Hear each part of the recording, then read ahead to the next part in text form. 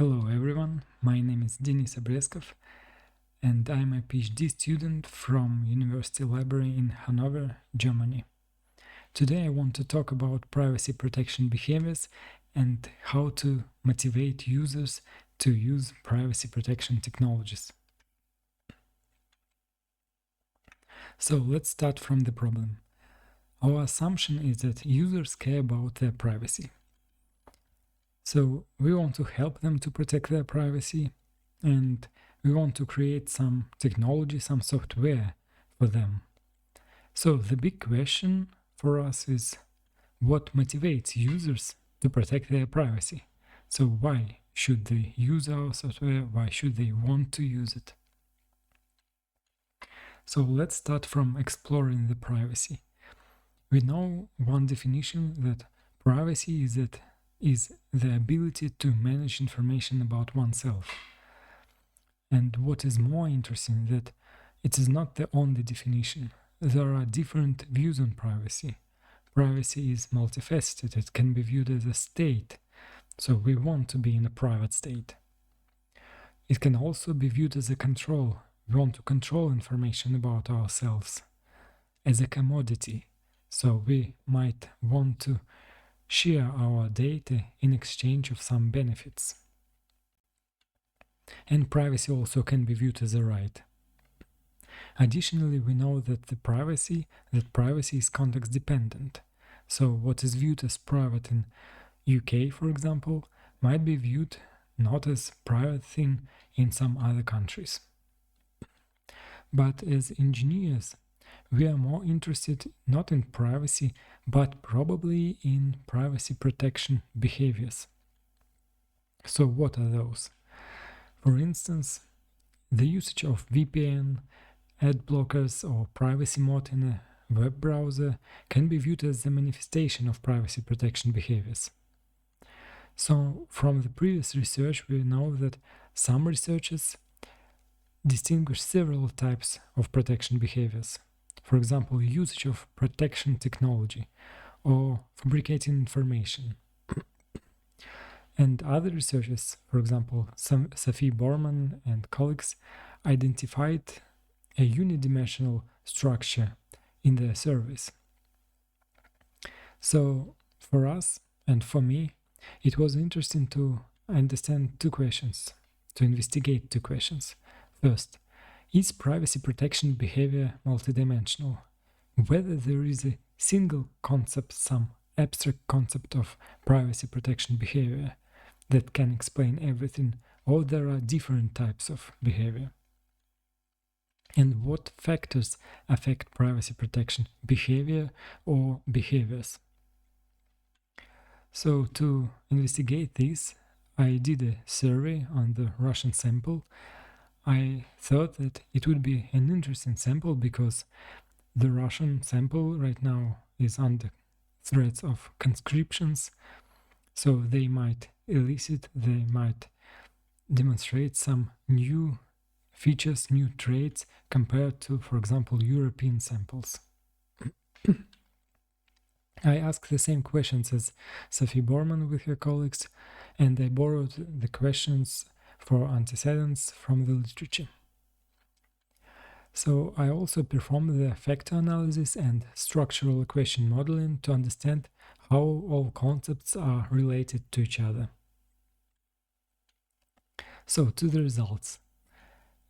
I found out that there are at least three different types of behavior: deleting behavior, usage of privacy enhancing technology behavior, and refraining behavior. Additionally, I found out that privacy concerns in RussianSample are mostly influenced by the severity of consequences. So this is predictable.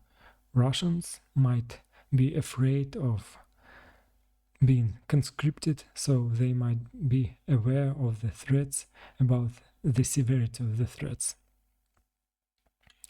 Deleting behavior, for example, deleting cookies or deleting browser history, is related to self-efficacy or users' belief in their ability to successfully perform a task, and to privacy concerns. The privacy-enhancing technology usage behavior I found out that it's related to previous bad experience with privacy, privacy breach experience, with self-efficacy, and to response efficacy, or users' belief in the ability of a certain tool to successfully address their problem. The refraining behavior, so for example, refraining from using a website or declining cookies, I found out it is related to user previous bad experience with privacy, privacy concerns, and also to the rewards. So the rewards prevent refraining behavior. And it's interesting to note that the reward has the highest coefficient in absolute values. So to the applicability of this model. Irina Shklovsky and Volker Wolf, around 8 years ago, examined the use of mobile phones by soldiers, by Russian and Ukrainian soldiers. You might know that a mobile phone signal can be used as a targeting information for missiles. Additionally, we know, and it's pretty obvious, that one of the effective preventing strategies is to refrain from usage of mobile phone. But for soldiers, the boredom was so pushing factor that they used mobile phones to avoid the boredom.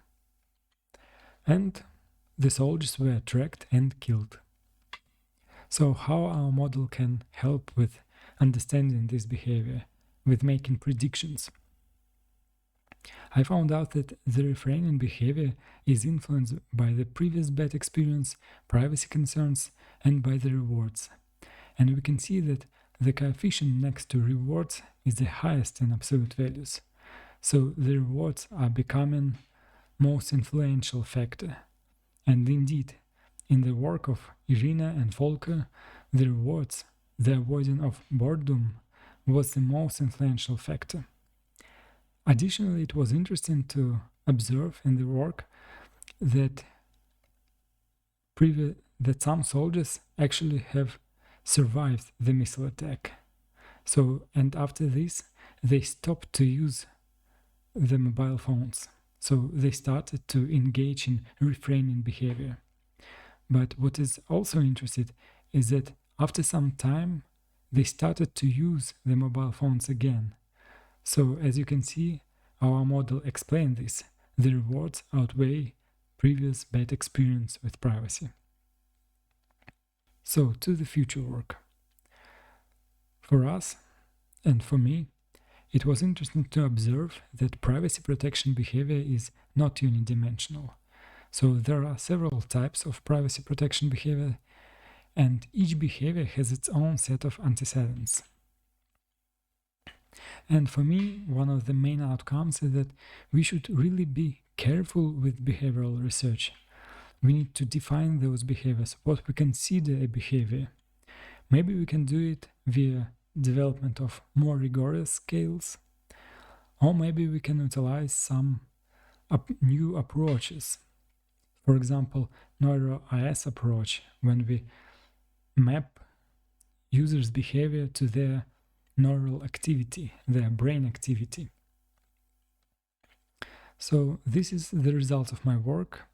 First of all, I found out that privacy protection behaviors are multidimensional, and there are several types of behaviors, and each behavior type has its own set of antecedents. This is it.